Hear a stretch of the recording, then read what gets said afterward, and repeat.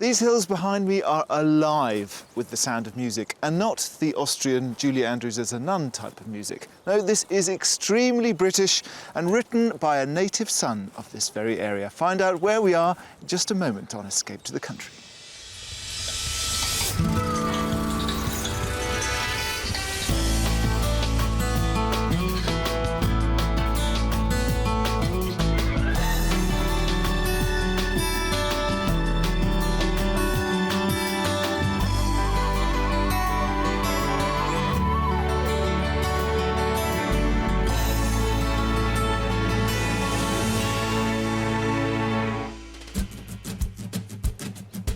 Coming up on today's show, I meet a globe-trotting couple who've returned home to set up a B&B business. We hit the nail on the head at one property. Good. I think this is a really great kitchen. I designed one myself. This is pretty much how I would have set it out. And the mystery house takes their breath away. Ah, stunning. Oh. Very nice. Today we're in Worcestershire, and these are the beautiful Malvern Hills, stomping ground of one of our greatest composers, Edward Elgar. He was born, spent most of his life, and indeed is buried in this area. And it was 110 years ago, in June 1901 in London, that his most famous tune from the Pomp and Circumstance marches was given extra words and sung as Land of Hope and Glory. And it's been a favourite at the last night of the proms ever since, and it is, as Elgar himself described it, a tune to knock 'em flat. But this countryside is more than just music. Worcestershire is situated in the West Midlands region of England and is bordered by 5 other counties, including Shropshire to the north and Herefordshire to the west. The ancient cathedral city of Worcester lies on the banks of the River Severn.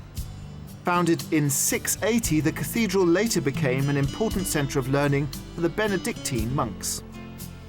South of Worcester, there are the Malvern Hills, which have been described as a mountain range in miniature. The 8-mile ridge contains some of the oldest rocks in Britain.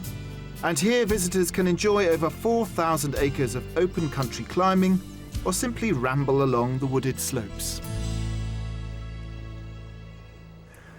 Views like these might convince you to just buy a house in Worcestershire without any second thought, but there are other factors that could sway you. For example, excellent rail and motorway links up to Britain's second city, Birmingham, and down to Bristol and Cardiff.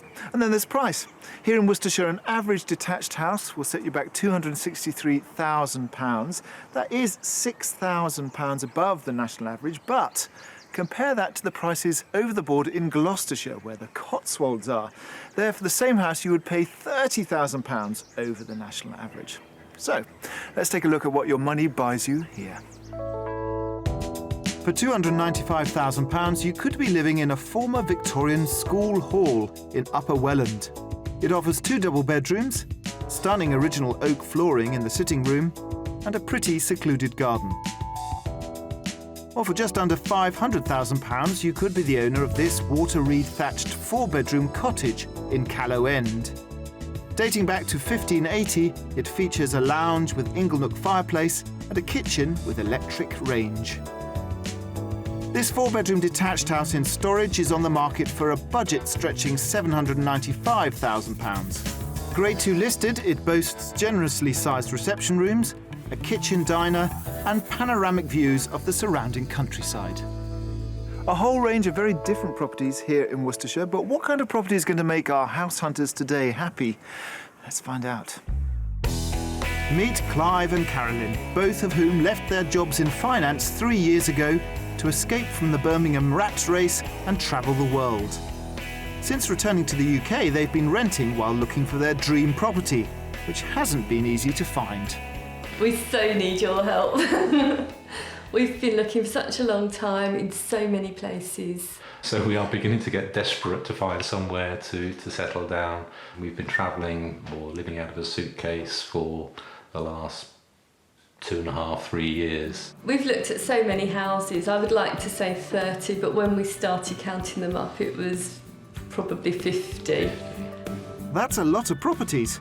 One thing they have decided on is that they want to set up a new venture when they move. When we move to the country, we are looking to set up a business of our own and work together. And the business we've identified is that we would like to run a bed and breakfast. Now's the time for us to actually move somewhere quieter, a bit more space, some land, some gardens, maybe even a few goats and chickens, but that's Carolyn's idea rather than mine.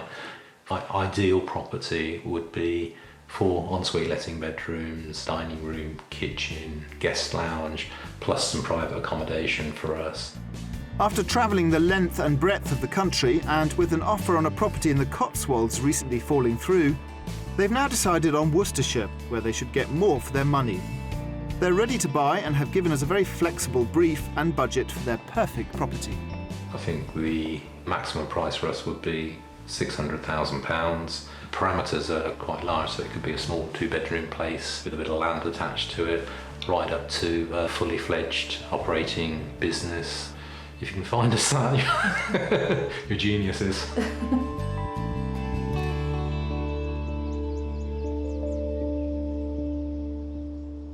I'm slightly anxious that it took 2.5 years and over 50 property viewings for Carolyn and Clive to find that beautiful property they love so much and then lost in the Cotswolds. Because we barely have 2.5 days and we certainly haven't got time for 50 properties. But I think the secret might be a slightly less haphazard search strategy. We're concentrating our search in the scenic Malvern Hills region of Worcestershire, a popular tourist centre, especially for walkers and cyclists.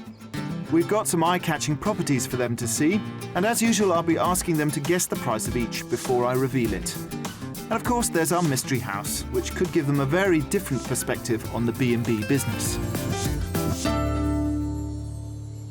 Welcome to Worcestershire. Thank you. I think this is probably the only county in the whole of the UK that you haven't scoured for a property, is that right? Just about, yes. So you want to be running a B&B. Is this the first time you've done something like this? It is, yes. We've stayed in literally hundreds of them, but on our travels around the world, but yes. So you're crossing from being guests to being hosts. Yeah, I think it'd be really nice to meet lots of new people that want to enjoy what the English countryside has to offer. And in terms of your own sort of, hobbies there, I mean, you mentioned that you'd like to do some animal husbandry. I'd like to try. Excellent. Well, it's a beautiful part of the country. I can't believe you haven't looked here already. And there are some nice B&Bs. It's very popular with visiting guests. So let's go and find you your dream house. Good, thank you. Great.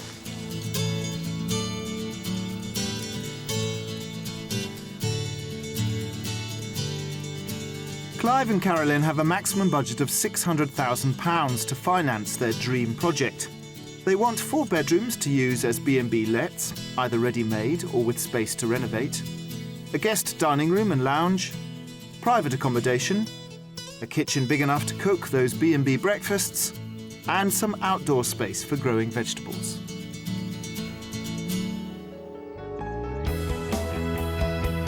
We start our search close to the county border, just west of the town of Bewdley. We're in the village of Far Forest, which has all the amenities you'll need for country life, including a pub, post office and local stores.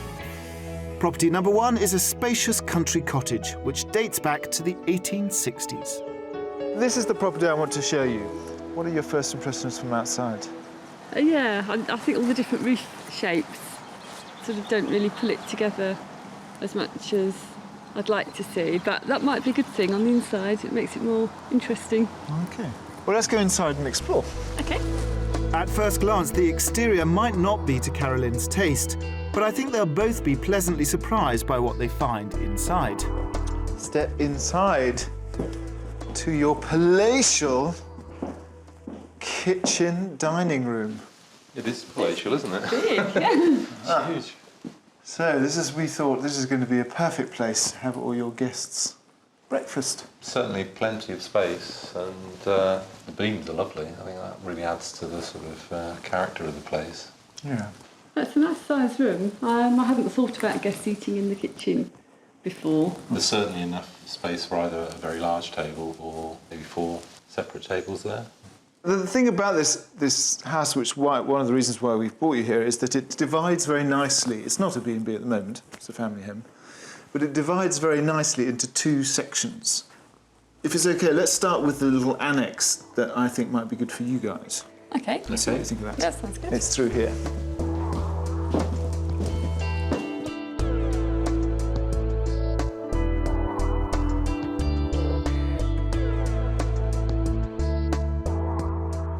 And through this sort of entrance hall with your own entrance into what we imagined would be your sitting room. Okay, this is a nice size. Oh, wow. Lovely views over the forest and the hills. Yeah. There's a huge space with a nice big sort of like reception-y dining hall there, and then a bedroom and ensuite. A bit more living space than I was expecting for us, so yeah. Yeah, it's got a lovely view and it's a nice size, but it doesn't really have much else. No, but you could add lots to it to make it our own, couldn't we? Yeah. Okay, so this is an option for you guys, so I don't want you to be all kind of like cramped in an attic. No, thank you. But there are plenty of guest rooms as well, so let's go and explore those. These guest rooms are conveniently situated off a central hall with its own front door. First, we're starting with the guest lounge. Come in, mind your head, low beam. Oh, this is nice. Your guests can come in there, drop their bags, come and relax here, next to the kitchen. On the other side is an equally big, perhaps a little bigger, dining room. Well, they've got it as a dining room with super. doors that go out into the garden. But those two rooms offer, I think, really great reception space for your guests. Yeah, this Yeah, is it's a like lovely room. Ideal guest lounge, isn't it? Practical Because as space. well as the entrance coming here from the front, there's also a boot room at the back, so walkers can come in and get rid of all their boots. Yeah. So there's 3-4 ways of getting into the property. Brilliant. Let's look at the other relaxing rooms, the bedrooms. The downstairs seems to be just what they're looking for, but how will we fare upstairs?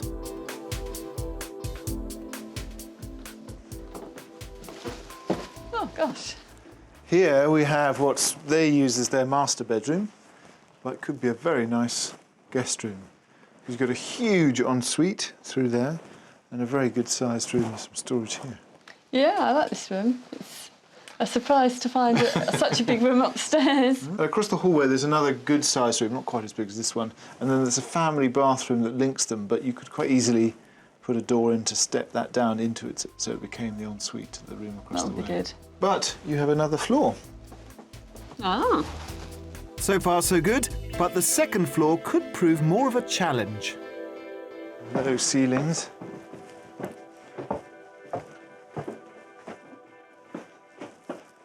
Now, so this requires a little bit more thinking. This is probably the one area in the house where you could do some remodelling to make it really work for you. Because at the moment you've got 2 bedrooms, one sort of small bedroom and a lot of kind of closet space here, and then another room there which is good sized, beautiful oak floors, and then this central section here. However, it's kind of whether we were thinking whether you have it as 2, because this is a very big room, you could make an ensuite out of that, or have this as a sort of luxury penthouse. Alternatively, we could use this as living space and use the downstairs more for guest accommodation. Yeah. So. Cunning plan. I like your style. Now, the great thing about this property is plenty of space for your goats.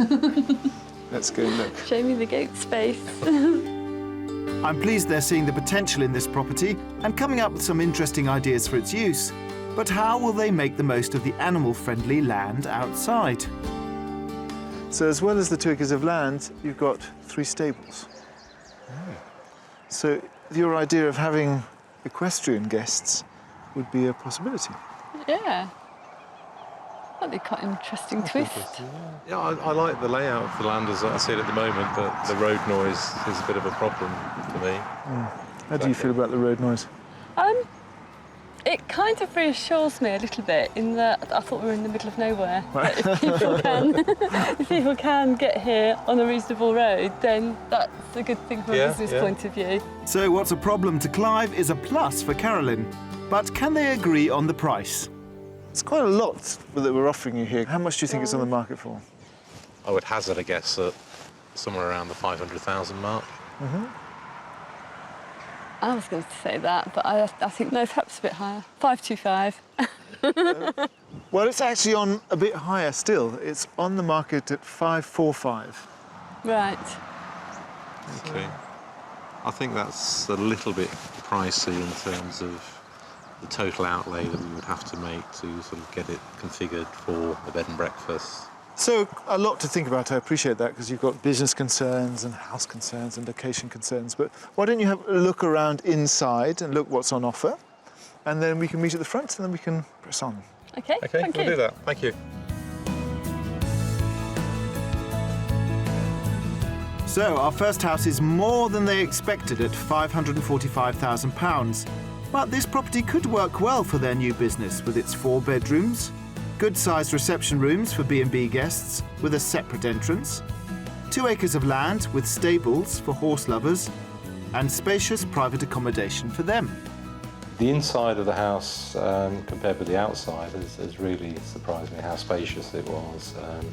Lots of rooms, lots of flexibility, a number of different options that we could use to take it forward as a bed and breakfast. As we walked around, I thought the house started to grow on me. The big factor for me is I'm not convinced that the location is a busy enough location for the demand for the accommodation. Guys? Hello. Right. You ready? We're ready? We're ready? All right, pull the door to and we're off to the next one. Lovely.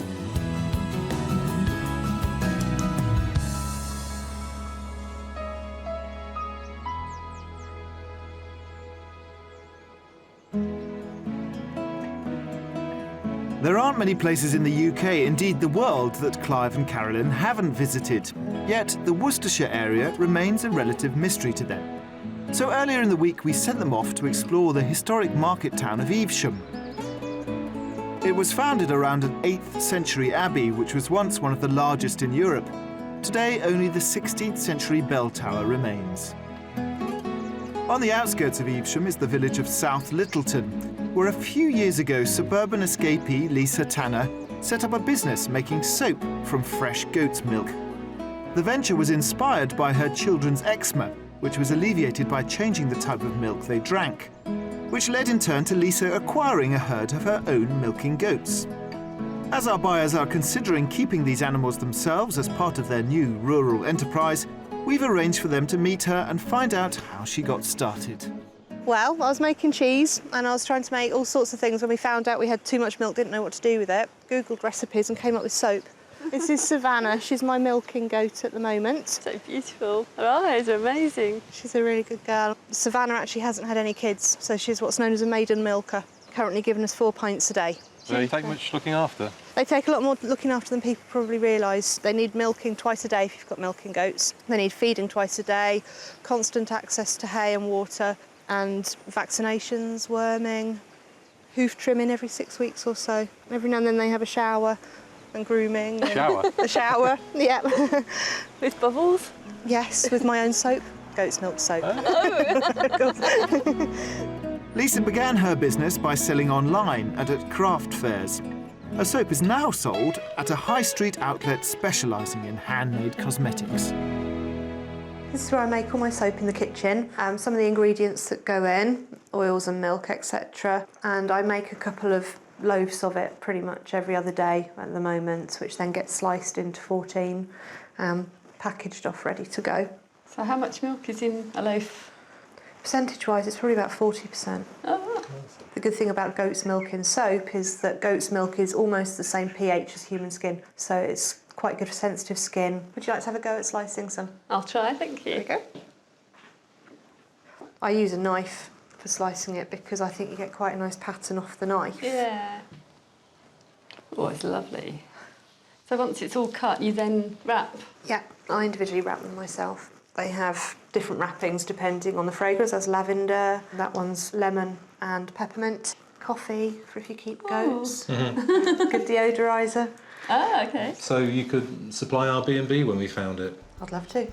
Good luck. Give our regards to the goats, won't you? I will do. And if Carolyn can persuade Clive to get some goats of their own, local support and advice is available from the Worcestershire Goat Society. But after all that kidding around, it's time to get back to our house search.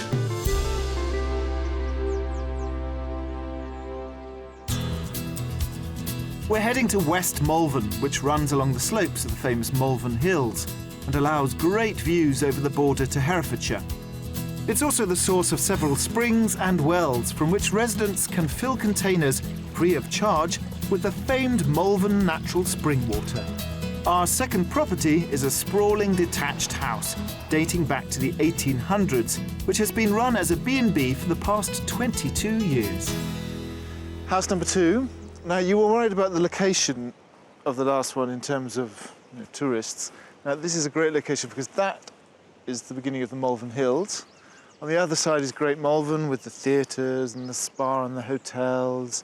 There's about 100 miles of designated walking paths around here. What are your first impressions here?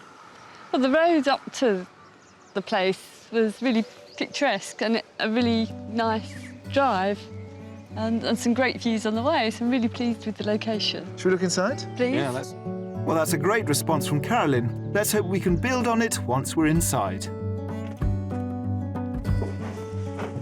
Come in. So there's a little hall in there. And then, come in. Welcome to Clive and Carolyn's bed and breakfast. Hope you enjoy your stay.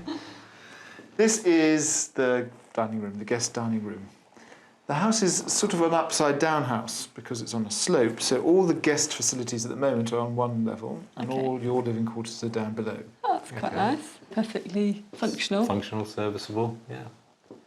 I mean, it's not a period property. It No. doesn't have the kind of period beams and things that the last property has. It's a more sort of functional space. But also a blank canvas, because I know that you've got lots of ideas about design. Yeah. Okay. Let's quickly have a look at the guest accommodation.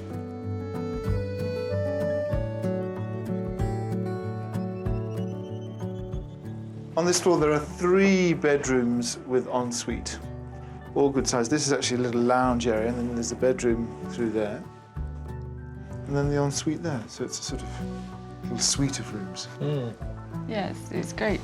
So far, so good. Yeah, they seem a decent size. It's very quiet. It She's is very, very quiet. once Nice you're in views, the... lots of greenery. Yeah. I think throughout you would probably, having got to know you a bit, you would probably want to smarten it up.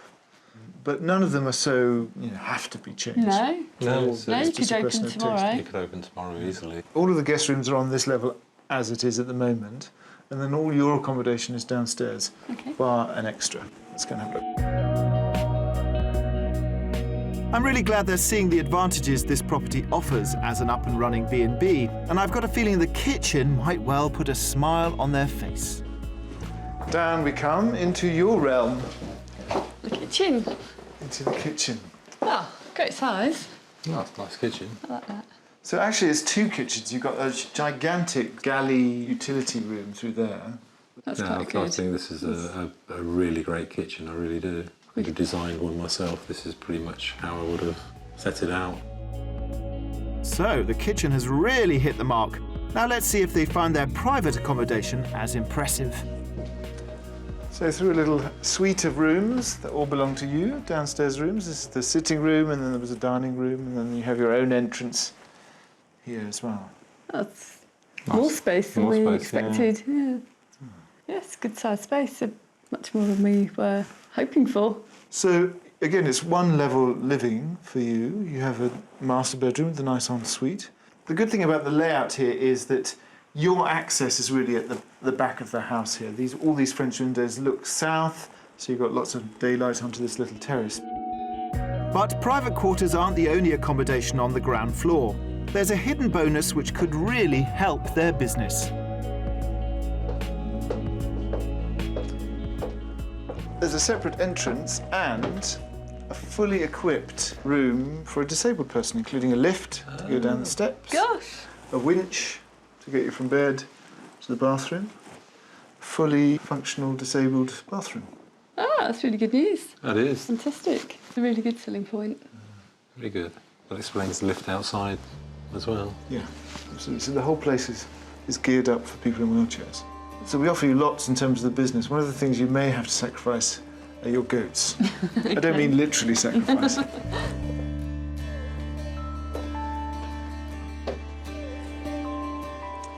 So the garden is very sheltered, beautiful trees all around, but it's a small garden. It's nowhere near an acre and no space for goats. Yeah. And at the moment it's very ornamental, but you could, that area up there, you could turn into a sort of veggie patch or a kitchen garden of some sort. That's the compromises. The goats must go. What a shame. Yes, I can see you're absolutely devastated, Clive. No goats this time, but will that affect the way they price the property? I know it's a lot to take in all at once, but would you like to have a stab at the price?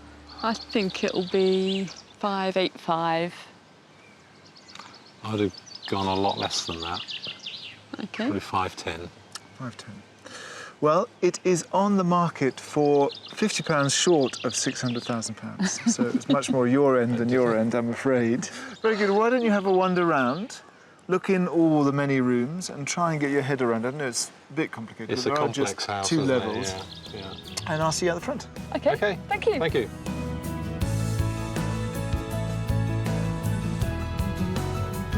Within budget at a shade under £600,000, this property meets many of their demands. It's an up-and-running bed and breakfast with 4 to 5 bedrooms. There's a guest dining and lounge area. It has a huge kitchen for B&B breakfasts, and there's spacious private accommodation for them. This house is hugely different from the last property. The fact that it's been run in the past as a B&B is, it obviously proves that it's in a good location for tourism. It's a fantastic location. It's not only near the Malvern Hills, it's actually halfway up the Malvern Hills, and you can't get a better location than that. Whilst structurally the property looks in absolutely fine condition, the inside is not really to our taste, so we would need to spend a lot of time rectifying that or changing that to suit us. Hello. Hello there. All done? I think so. All done. A lot of head scratching for this one, I imagine. A lot of head scratching. There's a lot of property to think about here. Digest. Let's go and find some restful place. You can digest it at peace. Lovely.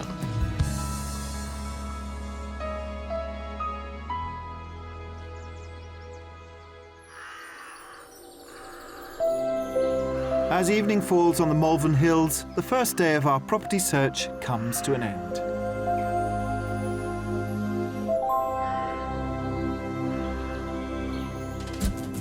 Clive and Carolyn left their jobs in finance to travel the world, but now they're back and ready to take up a different challenge, running their own B&B in the country. After seeing 50 properties without success, they've asked for our help.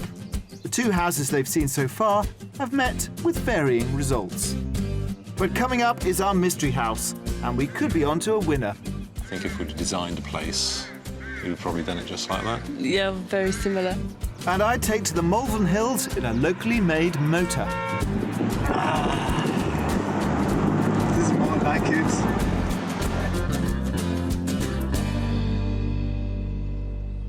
I'm starting to understand why it took 2.5 years and 50 plus properties for Carolyn and Clive to settle on a business that they liked. The first house wasn't really businessy enough, the second house was too businessy. Overriding everything, however, is Carolyn's desire to just unpack her bags and make a home. So the mystery house is going to offer them a home first and foremost, and then a business later.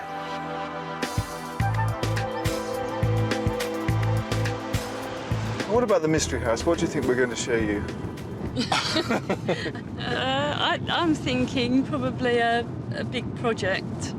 Yeah, I'm sort of swaying between anything between a project, a rundown house, or maybe even some land, maybe even a fully fledged small hotel.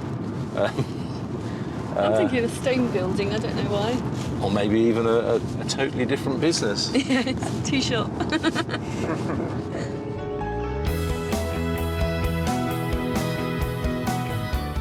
We've travelled southeast of Worcester to the village of Peopleton, just outside the pretty market town of Pershore, on the banks of the River Avon. Our mystery property is a former Victorian school building.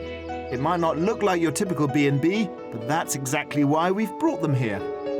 It's a school from the early 19th century. It's been converted into a beautiful home. Yeah, it's a great building. Love the windows. Yeah, fantastic. The thing is, what we were thinking for the Mystery House was we'd give you a beautiful home and pretty much immediately start earning money with rooms. That would be good. That'd be really good. Should we look inside? Well, that's... Please. While the outside aspect of the house doesn't shout B&B, there's options inside that could allow for holiday lets as well as being a very good-looking home. Nice hallway. Yeah. Come into the kitchen, though. An amazing kitchen. Oh, it's really nice. So here's the modern bit. The house has been extended in several directions.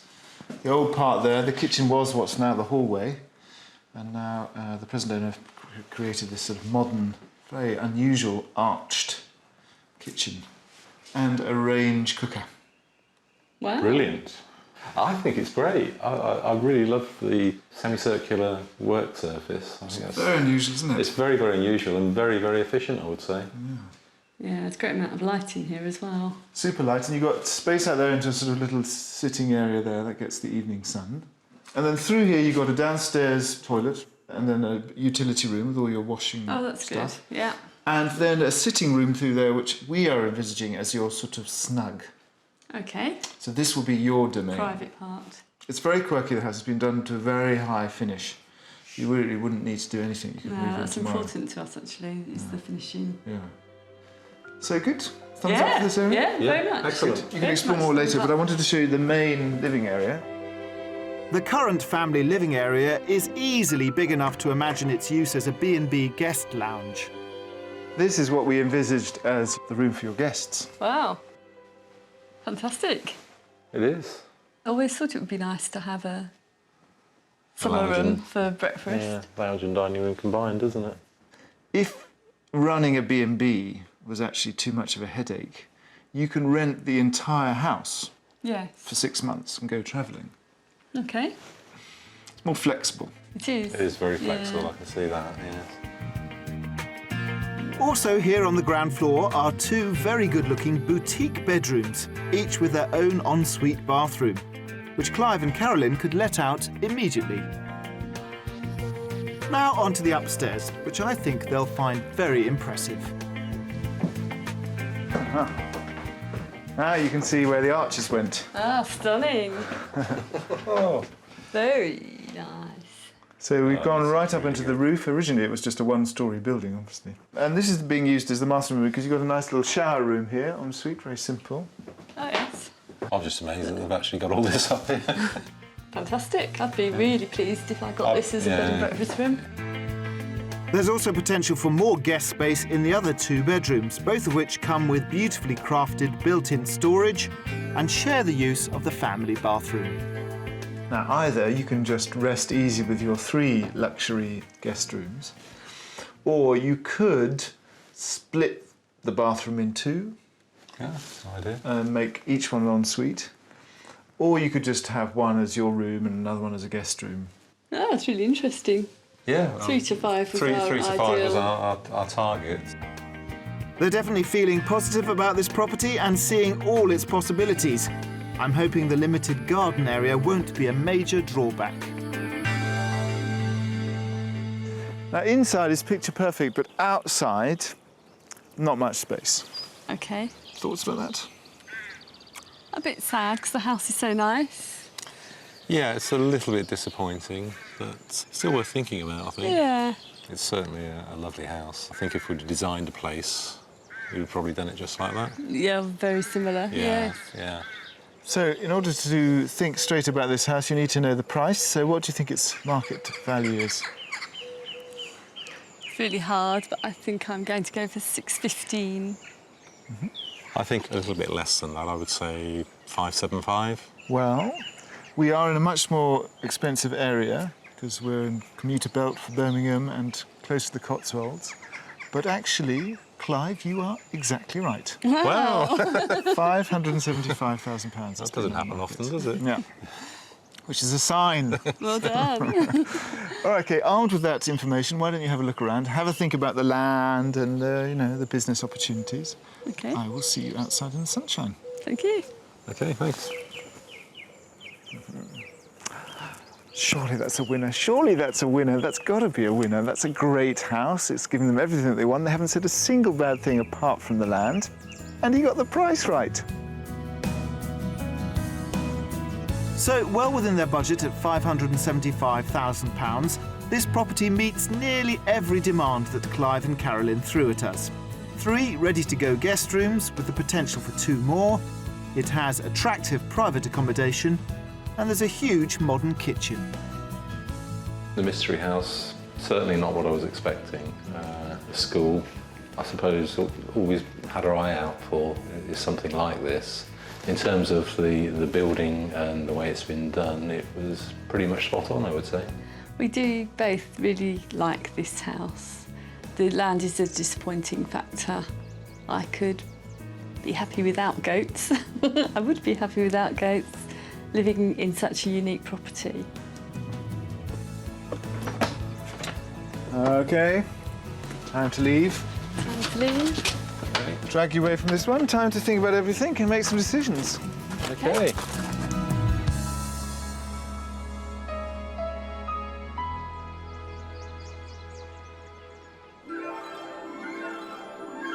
Just north of Great Malvern is Malvern Link, an area renowned for its hilly and winding roads. It's also home to a long-standing local business, the Morgan Motor Company, who've been hand-building cars for over 100 years. I've come to meet Charles Morgan, whose pioneering grandfather not only set up one of Britain's first ever public bus services in the area, but also founded his car business here.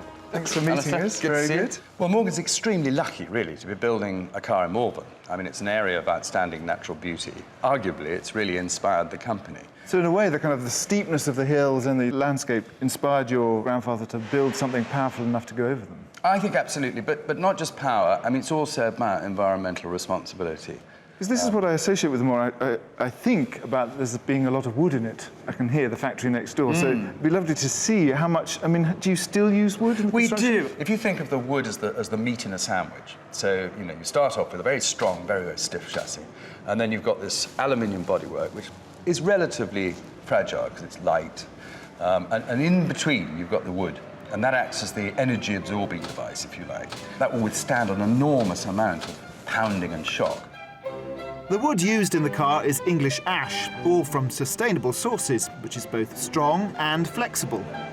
In the past, it was used by the Anglo-Saxons for their spears and shield handles, and more recently for furniture, oars, and even aircraft wings on the World War II Mosquito. Working the wood here is John Garbett, who's been at the factory for an impressive 47 years. So this is the wooden part of the classic. Yes. And you make this by hand? You've done all this together? It's all put together by hand. And so now we're screwing them together? Yes. Can I screw this in? Yes. Is it straight? Yeah, just push it in hard. That's it. That's it, you've got it. Just don't tell him that I did it. Go on then, you can make it right. Ah, I see, the secret is just get it right in. There you go, look, the expert knows. Look at that, it's beautiful. This place is a prime example of a local cottage industry that has grown over the years and now makes over 700 cars annually, exporting to over 30 countries. Well, now I've got a feel of how the car's put together, let's see how it handles on the open road.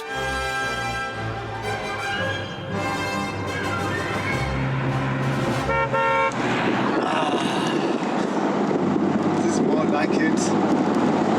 This is the Witch Road Charles was saying was the sort of gold standard for driving. So basically it goes over the Malvern Hills from Herefordshire to Worcestershire. The idea is if your car can get up over it, then it was in good nick. So we seem to have passed the test. Clive and Carolyn could soon be on their own road to success with their new business venture. So let's find out what they thought of the 3 properties they've seen.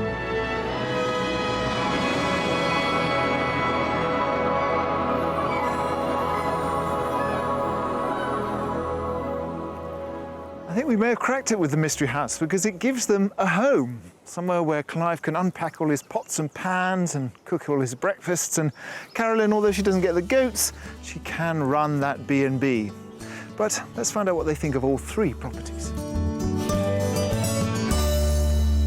So a moment to collect ourselves and think about the three properties we've seen. So spinning back to yesterday when we looked at that first property, what are your thoughts about that now in retrospect?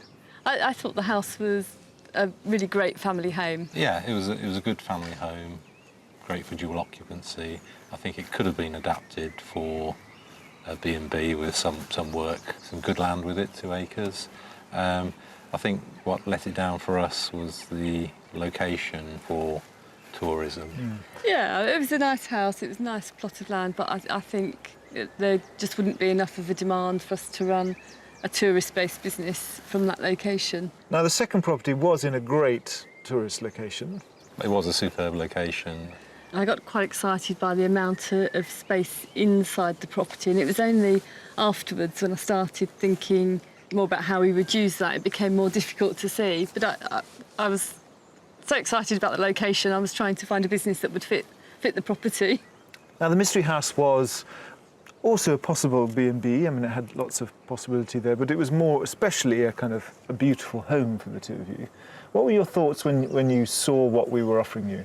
The architecture was fantastic. The first impression was it was a great building and a really exciting building to do a tourist-based business from. And thoughts about the business side of it?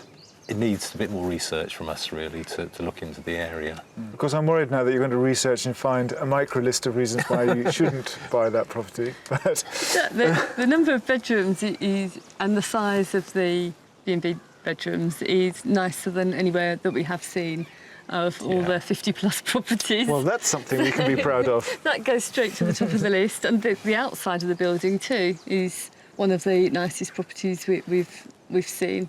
So of the three, is there one that you would sort of go back and visit again or think seriously about sort of proceeding with? Yeah, I think we would certainly like to go back and have a look at the school. I think it's the sort of place that, had we come across an old school that needed renovation, we would have probably done it in a very, very similar way. So, well, I mean, you're tough customers to please. Sorry. That's fine, and I can understand why you've probably seen 50-plus properties. But I really do hope that you make something work, because you've really got the commitment and the vision, and I hope that Worcestershire is the place that you find somewhere. So thank you very much. And thank you for all your help. Oh, not at all. It's been a pleasure. Thank you. Thank goodness for the mystery house. I thought we had lost them halfway through the show today, but strangely, in the end, it was Clive's nesting instinct, his desire for a comfy country lifestyle, that I think won out over Carolyn's more acute business sense, although time will tell. And if you've enjoyed our property frolics here in the British countryside, then do join us next time for more Escape to the Country. Clive and Carolyn have done some research and decided that Worcestershire is not the county for them after all. They've now turned their attention to Wales. Let's hope they finally find what they're looking for there. And if you'd like to escape to the country in Scotland, Wales, Northern Ireland or England and need our help, please apply online at bbc.co.uk/be on a show.